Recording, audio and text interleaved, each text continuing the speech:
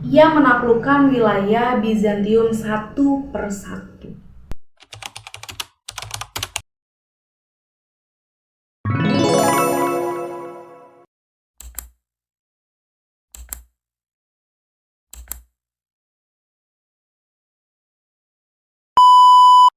Assalamualaikum warahmatullahi wabarakatuh. Halo semua, di malam minggu ini kita bertemu lagi ya. Setelah sebelumnya aku bahas tentang salah satu permaisuri Inggris yang sangat kontroversial, Anne Boleyn. Nah, sekarang di malam ini aku mau bahas salah satu sultan dari dinasti Turki Utsmani. Lebih dari 600 tahun lamanya, Turki Utsmaniyah menjadi sebuah kerajaan besar. Kekuasaannya membentang dari pesisir Afrika Utara, Mesir, Yerusalem, Irak, Suriah, Siprus, Anatolia hingga semenanjung Balkan. Sejak mengalahkan dinasti Mamluk pada 1517, kerajaan tersebut berhak menyandang titel kekhalifahan karena menguasai Mekah dan Madinah. Dengan keseluruhan wilayahnya yang begitu luas, kedaulatan Islam itu pun tampil sebagai sebuah negara adidaya yang berkarakteristik majemuk, mempertemukan dunia timur dan barat. Tentunya ada seseorang yang sangat hebat di balik terbentuknya Turki Utsmaniyah ini. Siapakah dia? Yaitu Osman Ghazi atau Osman I. Siapa sih Osman Ghazi atau Osman I ini? Nah, beliaulah yang akan kita bahas di video ini. Oke, tanpa berlama-lama lagi, langsung aja ke ceritanya. Ini dia. Osman Ghazi atau Osman Bey adalah bapak dari Wangsa Utsmaniyah dan dikenal juga dengan Sultan Osman pertama yang merupakan pendiri Kesultanan Utsmaniyah atau Kekaisaran Turki Ottoman. Ia dilahirkan di daerah kekuasaan ayahnya yaitu Soud pada tahun 1528. Saat ini lokasi tersebut masuk ke wilayah Provinsi Bilecik di sebelah kanan kota Bursa, Turki. Menurut tradisi Ottoman, Osman adalah keturunan suku Kaye. Dan garis keturunannya berasal dari pejuang legendaris Oguz Khan. Suku Kaye yang didirikan di Anatolia adalah salah satu dari banyak suku Turki bawahan Kekaisaran Seljuk. Osman Ghazi adalah seorang pria jangkung berwajah bulat, matanya coklat, berkulit gelap, bahunya cukup besar. Dia biasanya memakai mahkota Khorasan dengan gaya cataga yang terbuat dari kain merah. Osman Ghazi adalah pemimpin yang brilian. Dia adil, baik, bijaksana, jujur, berani, murah hati, dan suka membantu orang-orang yang membutuhkan. Ia juga gemar memberi makanan dan pakaian kepada orang-orang yang kurang mampu. Ketika ia menjadi pemimpin klan Kaye di Soud, waktu itu usianya masih 23 tahun. Osman Ghazi terlahir dari pasangan Ertuğrul Ghazi dan Halimah Hatun. Ertuğrul diberi hadiah berupa kawasan yang luas di Soud, kira-kira 200 km ke arah selatan Konstantinopel setelah membantu kemenangan pasukan Seljuk melawan Bizantium. Di sanalah Ertuğrul atau ayah Osman ini menjadi pemimpin kabilahnya, memulai kehidupan baru pasca hijrah dari Anatolia Barat akibat serbuan bangsa Mongol. Ertuğrul Ghazi dan Halimah Hatun memiliki 3 putra yaitu Safçi Bey, Gündüz Bey, dan Osman Bey. Inilah Osman Bey, anak bungsu yang akan menjadi penerus pemerintahan Ertuğrul nantinya dan menjadi sultan sekaligus pendiri Kesultanan Utsmaniyah untuk pertama kalinya. Tidak ada catatan pasti tentang masa kecil dan sangat sulit pula mengetahui awal kehidupan Osman Ghazi karena kurangnya sumber. Juga masuknya berbagai mitos dan legenda tentang Osman Ghazi pada masa-masa setelahnya. Dokumen yang mencatat sejarah tentang masa Osman Ghazi baru ditemukan atau baru ditulis 100 tahun setelah kematiannya. Osman Ghazi menikah dengan gadis bernama Malhun Hatun, putri dari Ömer Abdul Aziz, seorang wazir dari dinasti Seljuk pada waktu itu. Dari Malhun inilah melahirkan seorang anak yang akan meneruskan kekuasaan Osman Ghazi nantinya. Anak tersebut bernama Orhan Bey. Kemudian Osman Ghazi menikah lagi dengan Rabia Bala Hatun, putri dari guru spiritualnya yaitu Syekh Edebale. Dari pernikahan tersebut melahirkan Alayadin Bey, Çoban Bey, Melik Bey, Hamid Bey, Pazarli Bey, Safçi Bey, dan Fatmah Hatun. Sekitar tahun 1281 ayahnya Ertuğrul yang sudah berusia sekitar 90 atau 92 tahun meninggal dunia. Setelah kematian Ertuğrul Ghazi, beberapa waktu kemudian terjadi pertikaian nih tentang siapa yang akan menjadi ketua suku Kayet. Waktu itu yang menjadi ketua seharusnya Safçi Bey atau Gunduz Bey. Namun beberapa ahli sejarah mengatakan bahwa mereka gugur di medan perang. Pada akhirnya Osman Ghazi yang naik tahta sebagai penerus pemerintahan suku Kayet. Sama dengan ayahnya, Osman Ghazi berguru pada Syekh Edebale, seorang ahli agama bermazhab Hanafi dan pengikut ajaran tasawuf Wifaiyah. Syekh Edebale adalah Syekhul Islam pertama yang meletakkan pilar dan tradisi keilmuan Islam Turki Utsmani.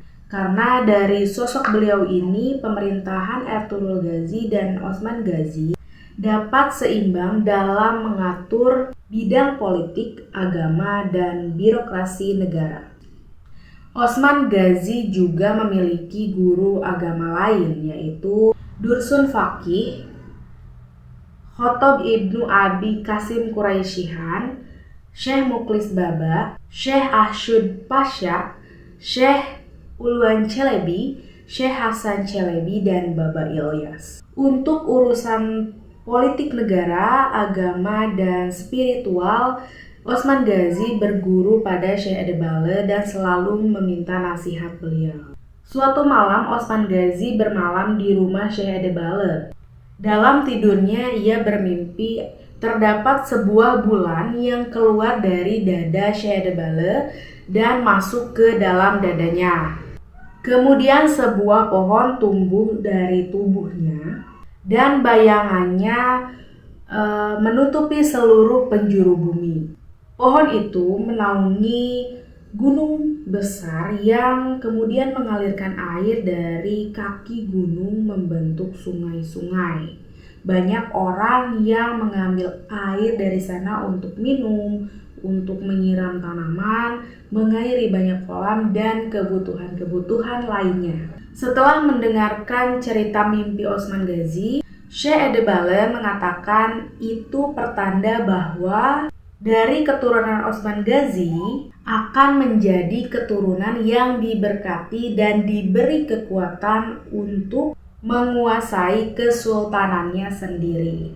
Tidak lama setelah peristiwa tersebut, Syekh Edebale pun menikahkan Osman Ghazi dengan putrinya yang bernama Rabia Bala Hatun, yang istri kedua tadi itu ya.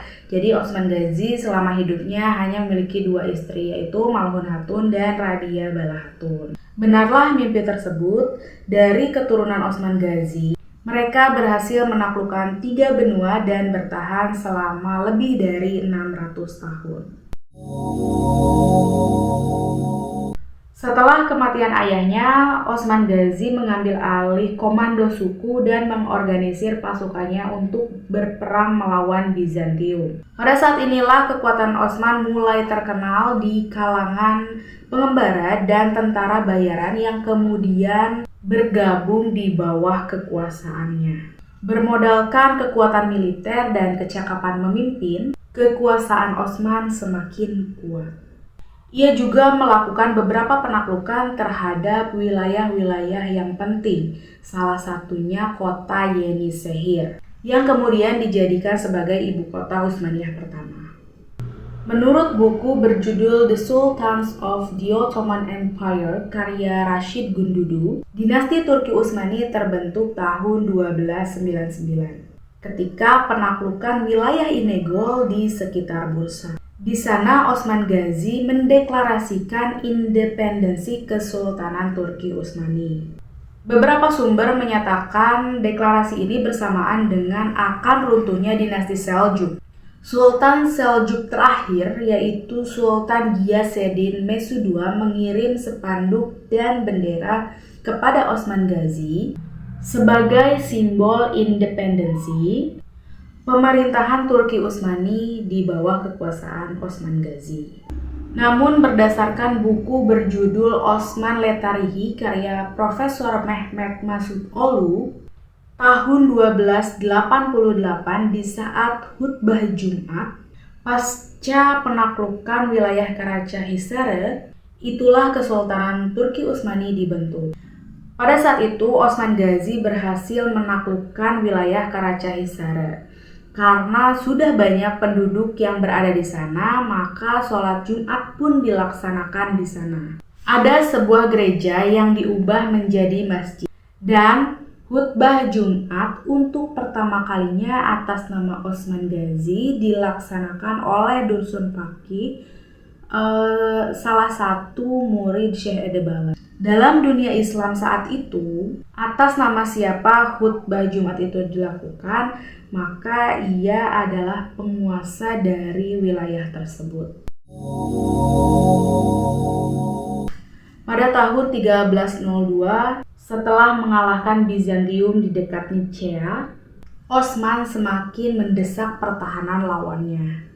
Khawatir dengan pengaruh Osman yang semakin besar, Bizantium pun secara bertahap meninggalkan pedesaan Anatolia. Meskipun demikian, Bizantium masih berusaha menahan ekspansi Ottoman. Tetapi sayangnya upaya mereka tidak terorganisir dengan baik.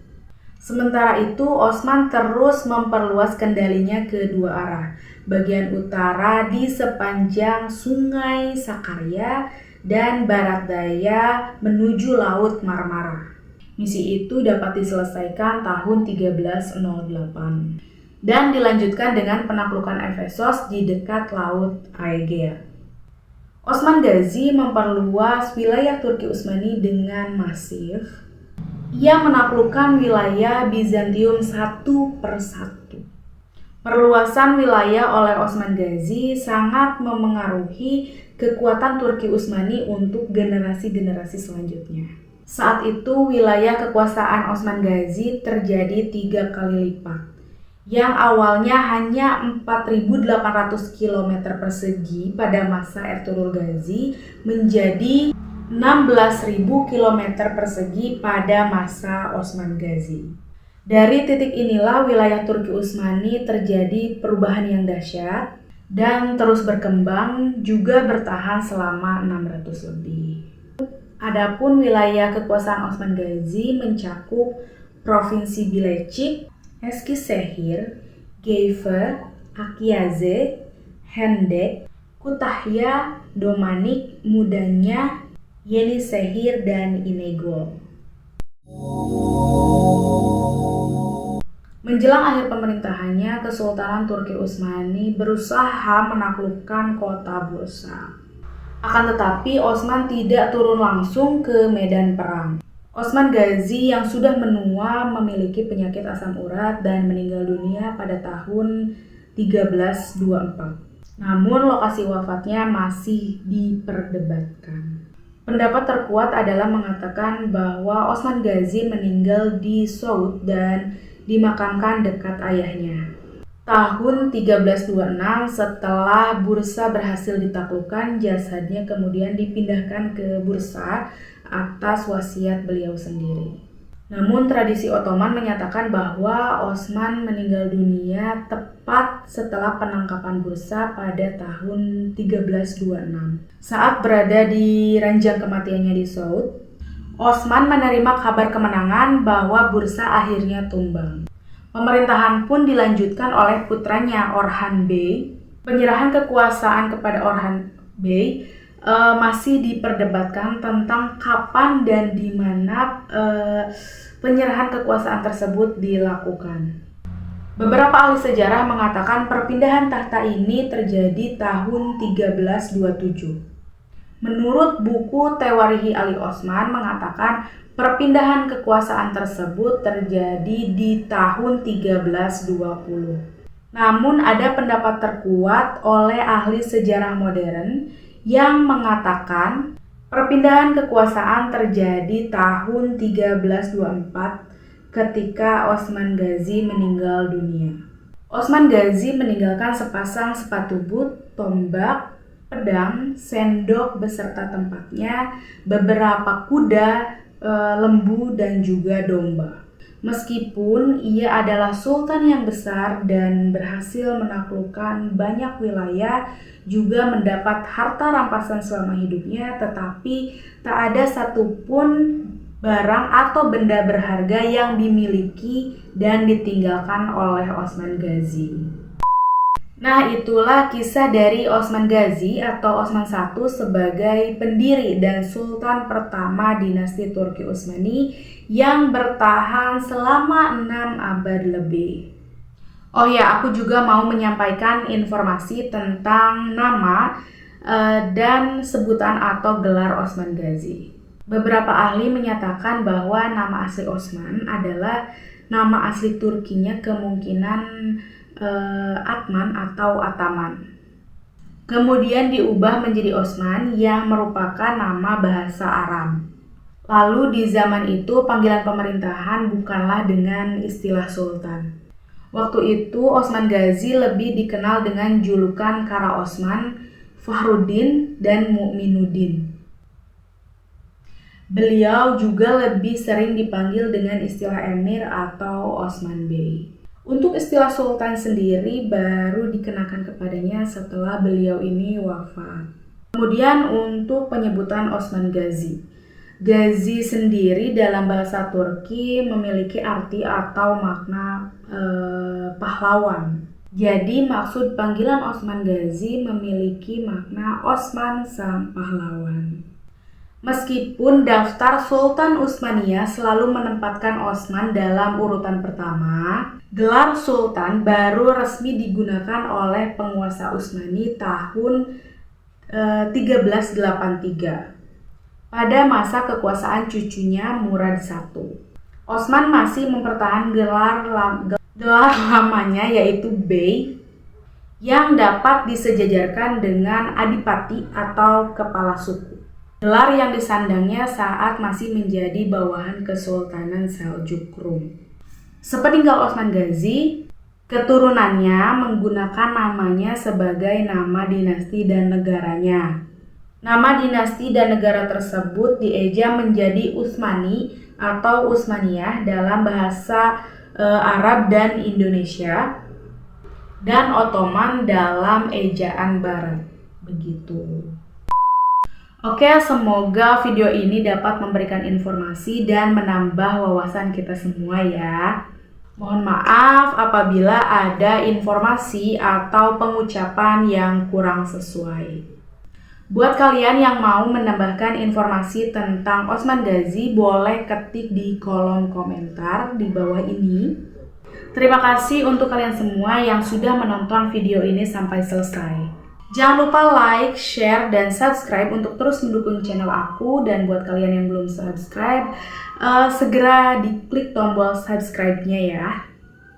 Juga aktifkan lonceng notifikasinya agar kalian gak ketinggalan kalau aku upload video terbaru. Oke, sekian dulu video dari aku kali ini. See you, bye-bye.